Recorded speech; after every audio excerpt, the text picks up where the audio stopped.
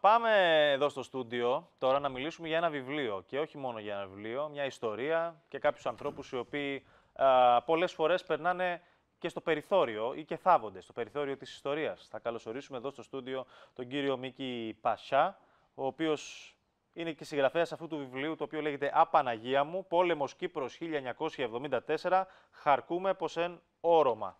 Είναι αυτό το βιβλίο το οποίο κρατάω στα χέρια μου και να καλωσορίσουμε εδώ τον γιατρό. Ναι. Γεια σας. Γεια σας. Να σας φωνάζω γιατρέ, κύριε Πασιά. Όπως νομίζετε. Γιατρέ, είναι ωραίο. Όχι, προτιμώ με το όνομα μου. Κύριε Μίκη. Μίκης Πασιάς. Καλώς ήρθατε. Ευχαριστώ πολύ. Έχω στα χέρια μου το βιβλίο το οποίο το διάβασα χθες το βράδυ, συγκεκριμένα. Περιγράφει τις στιγμές που ζήσατε κατά την εισβολή του 1974. Οι οποίες στιγμές έχουν μέσα πολλή αγωνία. Έχουν αγωνία για την πατρίδα, για έναν αγώνα ο οποίος δόθηκε τίμια, αν και ήταν προδομένος. Πείτε μας πώς αισθάνεστε με την απόσταση του χρόνου τώρα, τόσα χρόνια μετά, όταν ξαναδιαβάζετε αυτές τις γραμμές που γράψατε και θυμάστε τα περιστατικά. Ναι, καταρχάς έχω πολλή μνήμη, πολλά δυνατή μνήμη. Ναι, πράγματι μετά από 48 χρόνια να γράψεις βιβλίο δεν είναι εύκολο. Εντάξει, θα ήθελα καταρχάς, όπως συνηθίζω, να πω έναν αιωνία μνήμη στους 91 ήρωες του τάγματος μας, που χάσαμε 91 στρατιώτες μας. Ναι, μπόρεσα, βασικά το βιβλίο τούτο, ένα βιβλίο το οποίο έγραψα με πόνο ψυχής, οι πραγματικότητες μου το ζήτησαν οι συγγενείς περισσότερο και οι συμπολεμιστές, ότι κάποιος έπρεπε να γράψει. Τώρα είμαστε 2-3 άτομα που εγγράψαμε, ότι δεν ήταν σωστό εμείς να φύγουμε από τη ζωή και τα βιώματα που εμείς ζήσαμε σε τον πόλεμο του 1974, που δυστυχώς κρατήθηκε πολλά σε σιωπή, ότι ήρθε η ώρα που πρέπει να μιλήσουμε, διότι αρχίσαμε έτσι μεταξύ μας να έχουμε και φυσικούς θανάτους. Ναι, βέβαια. Και έτσι κάπως βιαστήκαμε, πρέπει οπωσδήποτε να τα πούμε. Χάσατε και κάποιους συναγωνιστές στο πεδίο της μάχης και μιλάτε μέσα στο βιβλίο για τους άγνωστους ήρωες. Μάλιστα. Και κόντρα στις συνθήκες που πολεμήσατε κι εσείς και εκείνοι απέναντι στον Αττήλα. Κοίταξε να δεις, εμείς έδωσαμε μάχες, στο τάγμα μου έδωσαμε πολλές μάχες, αμέτρητες. Σκληρότατες μάχες, άγνωστοι ήρωες, άλλοι άγνωστοι, άλλοι γνωστοί, τουλάχιστον από τους 91. Δικούς μας, εγώ το 70% των στρατιωτών μας, των ηρώων μας, τους γνωρίζω. Ναι. Μπορώ να σου πω και για τα οικογενειακά τους και μάλιστα μέχρι και τι τραγούδι τους άρεσε να τραγουδούν ενώ είμαστε στον πεντάκτη. Ήσασταν πολύ δεμένοι γιατί και ο πόλεμος ενώνει τις ζωές των ανθρώπων. Οι αντίξωες συνθήκες που ζούσαμε στον πενταδάκτυλο, δηλαδή που είμαστε κάπως εξόριστοι, ενώνουν ανθρώπους. Σε τι σημεία πολεμήσατε, σε ποιες περιοχές? Πολεμήσαμε, το τάγμα μου πολεμήσαμε. Δίκομον, τρομακτική μάχη στο Δίκομον, ήταν εκεί ακριβώς που κατεβάζαν τους αλεξιπτωτιστές. Άσπρη Μουτίν, την ονομαζόμενη Άσπρη Μουτίν, μια μιλιά, αλλά και με την Κουτσοβέντη, την τρομακτική μάχη του Κουτσοβέντη, και με τη χειρότερη και πιο που είχαμε τις μεγαλύτερες απώλειες στον δεύτερο Αττήλαν, Παχίαμον, Κλεπίνιν, Κερίνιας, που ήταν μια μάχη πολλά τρομακτική. Θυμάστε καθόλου, μπορείτε να ανακαλέσετε πριν την εισβολή, πού σας βρήκε το πραξικόπημα? Το πραξικόπημα εμένα με βρήκε. Καταρχάς έκαμε το περισσότερο μεγαλύτερο μέρος της θητείας μου, το έκανα στην Αλονάγρα, Άσπρη Μουτίν. Ναι. Μετά ένα λίγο ελάχιστο χρονικό διάστημα πρωτού ξεκινήσει ο πόλεμος, δοθήκαν μεταθέσεις και μέχρι και άδειες στρατιωτών. Τώρα, μόλις πηγαίναμε στην Άσπρη Μουτίν, το πρώτο αίσθημα που νιώθαμε εμείς οι στρατιώτες, διότι ήταν τόσο αντίξωες συνθήκες, ήταν σχεδόν η αυτοκτονία. Εμάς τους παλιούς στρατιώτες. Νιώθατε δηλαδή ότι πηγαίνατε σε μια πορεία θανάτου? Ναι, ήταν οι συνθήκες επιβίωσης στην Άσπρη Μουτίν, στον Πενταδάκτυλο, και έτσι μεταξύ μας, έλα αύριο το πρωί να σε πάρω. Μιλούμε ένας νεαρός, 17 χρονών, 18 χρονών, να είναι πας στους γκρεμούς, δεν υπήρχαν άδειες, δεν υπήρχε νερό, δεν υπήρχαν πολλά και διάφορα, και να είσαι πέραν του εξόριστου. Και έτσι έγιναν μεταθέσεις. Εμείς που είμαστε κάπως οι παλιοί στρατιώτες, οι πυρήνες, άισε που μεταφέρασαν και τον οπλισμό μας, λίγο καιρό πριν τον πόλεμο, βασικά διευκολύναν την τουρκική εισβολή. Ναι. Υπάρχει μια ιστορία την οποία περιγράφετε μέσα στο βιβλίο, που συναντήσατε ένα άλλο τάγμα στο δρόμο, έτσι, στην πορεία σας. Συναντήθηκαν δύο τάγματα και δεν ξέρατε αν επρόκειτο για Έλληνες ή Τούρκους. Μιλήσαν ελληνικά, αλλά ήταν και μια τακτική των Τούρκων να μιλάνε στην αρχή ελληνικά και να παγιδεύουν. Δύο φορές. Δύο φορές. Την πρώτη φορά Την πρώτη φορά ενώ πηγαίναμε Κουτσοβέντη για να αντιμετωπίσουμε τη μάχη του Κουτσοβέντη που έδωσε το τάγμα μας. Είχαμε μεγάλες απώλειες και πηγαίναμε εμείς για να ενισχύσουμε τη μάχη. Ναι. Εντάξει, εκεί να το αναφέρουμε ότι κάποιος αξιωματικός ήρθε, μας ήβρισε και μας έστειλε επίθεση πάνω σε δικούς μας. Ανώτατος αξιωματικός μας έστειλε επίθεση πάνω σε δικούς μας και μας αποκάλεσε και καθάρματα και σκουλίκια και μας είπε ότι με το πρώτο μπαμ κάνουμε πίσω. Ενώ ήδη εμείς είχαμε αρκετούς πεσόντες και μας έτσι και ο ίδιος χάθηκε. Μπήκε μέσα στο μάστα, ήταν ντυμένος με στολή για Χίλτον, όπως το περιγράφω, και έφυγε. Τη δεύτερη φορά. Ναι, ναι. Και μιλούμε, μας έδωσε αυτή τη διαταγή του είδους και έφυγε. Και το έκανε επίτηδες. Όχι, δεν μπορώ να πω ότι το έκαμε επίτηδες, αλλά εκεί που μας έστειλε επίθεση ήταν δική μας. Και παρολίγο να σφαγιαστούμε μεταξύ μας. Το άλλο, εντάξει, ότι ήταν Τούρκοι, ήταν όσο διάβασε μετά τη μάχη του Πασιάμου, που συναντηθήκαμε με άλλους στρατιώτες. Εμείς νομίζαμε ότι γλιτώσαμε, μας εφώναξαν στα ελληνικά. Συναντηθήκαμε εγώ με έναν από τους δικούς τους. Εντάξει, εν τέλει αποδείχτηκε ότι ήταν δική μας. Αλλά, ναι, και μάλιστα περιγράφεται τη στιγμή της αναγνώρισης που ούτε εσείς ούτε εκείνος ήξεραν. Όχι, δεν μπορούσε να ξέρει αν ήμουν εγώ Τούρκος και μιλούσα ελληνικά. Ούτε εγώ. Πείτε μας λίγο για αυτή τη στιγμή, γιατί έχει σημασία. Σας έδωσε και τσιγάρο με μια μάρκα που δεν την ξέρατε. Ναι, όχι, εγώ του έδωσα τσιγάρο και τα σπίρτα που κρατούσε δεν τα ήξερα. Κρατούσε μια μάρκα σπίρτα, διότι την περίοδο εκείνη στην Κύπρο είχαμε δύο μάρκες σπίρτα. Είχαμε τα 5 βίνος, να κάνουμε και τα ονόματα των σπίρτων, φανταστείς τώρα. Ναι. Και Αφροδίτη, κάτι τέτοιο. Έβγαλε μια μάρκα σπίρτα που δεν τα γνώριζα.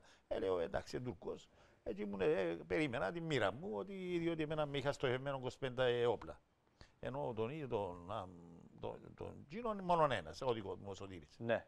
Τελικά αποδείχθηκε ότι ήταν. Εντάξει, και καθίσαμε, βρεθήκαμε, να ρωτήσε μας ποιου τάγματος είσαστε. Είπαμε ότι είμαστε του 361 που έδωσε τη μάχη στον Παχίαμον και χαρακτηριστικά μας είπαν όλοι ότι ήταν καμιά 25αριά, πώς τα καταφέρετε και γλιτώσετε. Είπαμε τους εμείς γλιτώσαμε, αλλά δυστυχώς χάσαμε και πάρα πολλούς. Μάλιστα. Υπάρχει μια ιστορία με το τίμιο ξύλο, με ένα φυλαχτό με τίμιο ξύλο που έκανε, λέτε, και το θαύμα του. Μπορείτε να μας μιλήσετε γι' αυτό? Εντάξει, ενώ είμαστε στην Κιθρέα, ήταν ο χώρος που βασικά οι συγγενείς μαθεύτηκαν. Ο κόσμος έμαθε ότι στον Πενταδάκτυλο υπήρξαν μάχες, υπήρχαν πεσόντες, νεκροί. Όταν μας πήραν στην Κιθρέα, ήταν ο μοναδικός χώρος που μπορούσαν να μας επισκεφτούν οι δικοί μας με κάποια ασφάλεια. Και ήρθαν όλων οι δικοί τους να τους κάνουν επίσκεψη. Εντάξει, για μένα ζήσαμε μια πολλά άσχημη εμπειρία, διότι είμαστε κάτω από τις ελιές. Εντάξει, η μάνα μου εμένα με βρήκε, αλλά δυστυχώς πολλές μάνες τον δικό τους το γιο δεν τον βρήκαν και τρέχαν από ελιά σε ελιά για να φωνάζουν το όνομα του γιού τους. Και ήταν μια ακούεις μου γκριτά μάνων που δεν βρίσκαν το γιο τους. Εντάξει, ήταν αρκετός αριθμός. Η μάνα μου έφεραν μας εσώρουχα και το εξής, μου έβγαλε και μου έδωσε έναν. Μου το βάλε πάνω στο πουκάμισο, μου είπε ότι εντύμιο ξύλων είναι από τη γιαγιά μου. Και όπως έγραψα, ήταν η ώρα που επελάριζα και ούτε της έδωσα σημασία. Εντάξει, και πιστεύεις ότι που τα παράξενα ψυχολογικής κατάστασης μακαρίστηκε η μάνα μου τα τελευταία χρόνια και τόσα χρόνια δεν είχα το θάρρο να τη ρωτήσω την ιστορία του φυλαχτού. Ναι, δεν ήξερα τι μηχανισμός λειτουργήσε πάνω μου και δεν ζήτησα εξηγήσεις εκ των υστέρων. Ναι. Βρισκόμενοι στον πόλεμο, ήσασταν παιδιά τότε. Βρισκόμενοι στον πόλεμο, νιώθατε μια μοναξιά, δηλαδή ότι ήσασταν η ομάδα σας μόνοι απέναντι στον εχθρό, ή νιώθατε ότι έχετε ίσως και ενισχύσεις? Όχι, νιώθαμε αποκλειστικά μόνοι μας και όχι μόνοι μας και εγκατελειμμένοι. Δεν είδαμε ούτε αξιωματικό μπροστά μας, εκτός από τους δόκιμους μας, ούτε λοχαγόν, ούτε έναν να βγει στη γραμμή να μας μιλήσει, ξέρω, να μας δώσει οδηγίες, να μας εθαρρύνει. Ο στρατιώτης θέλει ψύχωση, έτσι. Να ψυχώσει ο στρατιώτης, να του δώσει οδηγίες και το εξής. Έτσι πολυτέλεια δεν είχαμε. Μόνοι μας. Προφανώς υπήρξαν και στιγμές που νιώσατε ότι τελειώνει και το νήμα της ζωής σας. Μας περιγράψατε πριν από λίγο μία. Ποια ήταν η πιο τραγική στιγμή όμως, η πιο, θα λέγαμε, χαρακτηριστική που είπατε, ξέρεις κάτι, Νίκη, μέχρι εδώ ήσουν? Κοιτάξτε, όταν διαβάσεις το βιβλίο, ξέρεις, είναι κάπως απίστευτο να το διαβάσεις, τα ερωτηματικά που τίθενται πολλά. Είναι δυνατόν τώρα συμβήκαν τα πράγματα, συνέβηκαν έτσι. Δηλαδή όταν διαβάσεις το βιβλίο, αν το διάβασες όλο, δεν μπορώ να ξέρω, έρχεται μια σφαίρα στο κράνος. Έρχεται δεύτερη στο κράνος. Έρχεται τρίτη μες στην κάνη του Μπρέν. Διότι έβαλαν ελεύθερο σκοπευτή, διότι είμαστε οι στρατιώτες που είμαστε προωθημένοι εκεί που κατεβάζαν τους αξιπιστοιστές τους. Σημαίνει ότι έκαναμε ζημιά. Ναι. Ελεύθερο σκοπευτή, τούτοι οι μετρημένοι να τους εξοντώσουμε. Τώρα, θέμα τύχης. Το άλλο μία σφαίρα είτε πήγαινε στο μέτωπο του. Εμένα γιατί, ξέρεις, τα ερωτηματικά είναι πολλά. Και πολλές οι φορές που ήταν έτσι. Η Όλμη, έρχεται Όλμος, ένα σφύριγμα. Το ακούεις αυτό το σφύριγμα. Και περιμένεις. Πού θα πάει ο Όλμος, το βλήμα πού θα κατήσει. Ένα μέτρο μπροστά, ένα μέτρο πίσω. Το άλλο πήγαινε στο ρήγμα του. Τον έκαμε γκέιμα. Ναι, πολλά οι συγκυρίες. Τώρα με την απόσταση του χρόνου, έτσι είμαστε πολλά χρόνια μακριά. Ναι, 48 χρόνια. 48 χρόνια μακριά. Θεωρείτε ότι η ιστορία μπορεί και να επαναληφθεί, όχι τώρα με την εισβολή χτύπα ξύλο, αλλά τέτοιες τραγικές στιγμές η Κύπρος κινδυνεύει να τις ξαναζήσει? Εγώ πιστεύω ναι, διότι αυτή τη στιγμή ζήσαμε μια εμπειρία του είδους και ξεχάστηκε τόσο γρήγορα, τόσο πολύ γρήγορα. Αυτή τη στιγμή λέγεται ότι λαός που ξεχνά θα τα ξαναζεί. Αυτή τη στιγμή υπάρχει αυτό. Ναι, αυτή τη στιγμή λέγεται ότι που ξέχασες τι συνέβηκε μπας στην άσπρη μουτή και τι μας συνέβηκε εμάς που ακόμη είμαστε ζωντανοί. Αρχίσαμε και χάνουμε φυσικά και μη φυσικό θάνατο. Σημαίνει ότι έχεις πιθανότητα να ξαναζήσεις. Διότι εμάς δεν μας ακούσαν. Ούτε τώρα τελευταίως αρχίσαμε και μιλούμε. Εντάξει, η φωνή μας εδώ και τελευταία χρόνια η Λίτσα Μαυρίδου από το ΡΙΚ και σποραδικά, ξέρω εγώ έτσι, όπως τώρα που ήρθα εδώ κοντά σας. Ναι. Δηλαδή δεν μας αφήσαν να μιλήσουμε, να πούμε τι ζήσαμε εμείς, οι στρατιώτες. Διότι εμείς είμαστε στρατιώτες 17 με 20 χρονών. Και όταν έναν τάγμα το οποίο χάνει 91 στρατιώτες τους επεσόντες, τους οποίους εγώ τους είδα με τα ίδια μου τα μάτια, να είναι δίπλα μου, να είναι νεκρός, να είναι τα μυαλά του έξω, να είναι τα έντερα του έξω. Και να κατανοάς ότι δεν είναι εύκολο πράγμα να ξεπεράσουμε. Μετά από αυτές τις πολύ σκληρές εικόνες και αυτά που βιώσατε, πρέπει να τελειώνει ο πόλεμος και πρέπει να ξεκινήσετε τη ζωή σας. Να σπουδάσετε ιατρική. Σπουδάσετε ιατρική. Πώς είναι η μετάβαση από τον πόλεμο στην κανονική ζωή? Καταρχάς, ο κάθε ένας από εμάς την εμπειρία του πολέμου την μετέφερε με διαφορετικών τρόπων. Άλλος, μιλούμε δυστυχώς, είναι μέχρι και σήμερα με προβλήματα ψυχολογικά και δεν είναι λίγοι.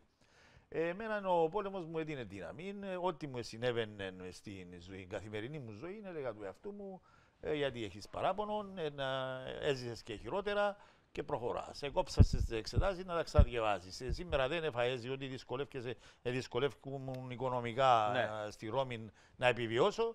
Πάλι να σιωπήσεις διότι το δεν έφαγες είναι το λιγότερο που μπορεί να σου συμβεί. Καταρχάς, δεν σε πυροβολά κανένας.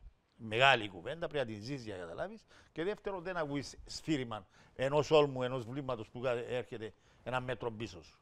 Είναι μεγάλη αίσθημα να το κατανοήσεις. Τώρα, ρωτάει ο κόσμος, έχουν έρθει μηνύματα, πού βρίσκουμε το βιβλίο? Κυκλοφορεί το βιβλίο, μπορούμε να το βρούμε στα βιβλιοπωλεία? Το βιβλίο κυκλοφορά. Καταρχάς, να σου εξηγήσω κάτι. Εγώ το βιβλίο δεν έγραψα το αποκλειστικά μόνο και μόνο ότι το θεώρησα καθήκον μου να το γράψω. Δεν είμαι, όπως τονίζω συνέχεια, ούτε ήρωας είμαι, ούτε συγγραφέας είμαι, ούτε οτιδήποτε. Εγώ ήμουν ένας 17χρονος, ένας απλός στρατιώτης που είχα την να ζήσω τον πόλεμο πάντα στην πρώτη γραμμή. Το τι είδα και το τι έζησα και τι είδαν τα μάτια μου και πώς γλιτώσαμε και πώς επιβιώσαμε, ιστορίες, αυτή τη στιγμή το διάβασες, νομίζω ότι είναι έργο σινεμά.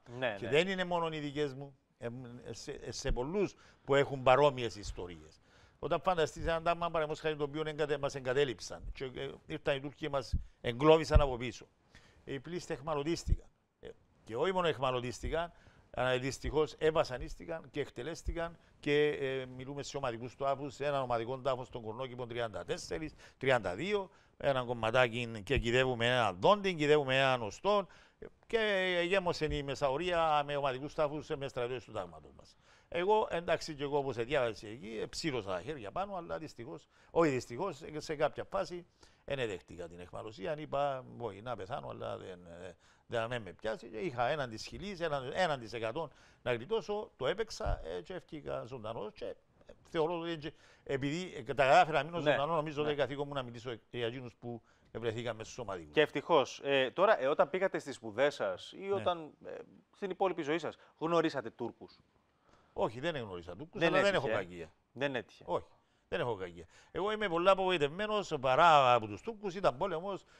Πιστεύω ότι ο πόλεμος ήταν Ήταν μελετημένο στο τραπέζι, δεν είμαι πολιτικό φυσικά, αλλά και πρέπει να είσαι έξυπνο να το αντιληφθεί, διότι ήταν πολλέ οι καταστάσει. Να μου φύγει τον οπλισμό ένα μήνα, δύο ελάχιστου μήνε πριν από την άσπρη μου, να μου το φύγει να τον πάρει συντήρηση. Και δεν ξαναεπέστρεψε. Πολλά που συμβήκα του είδου. Πολλές συμπτώσεις δεν είναι συμπτώσεις. Ναι.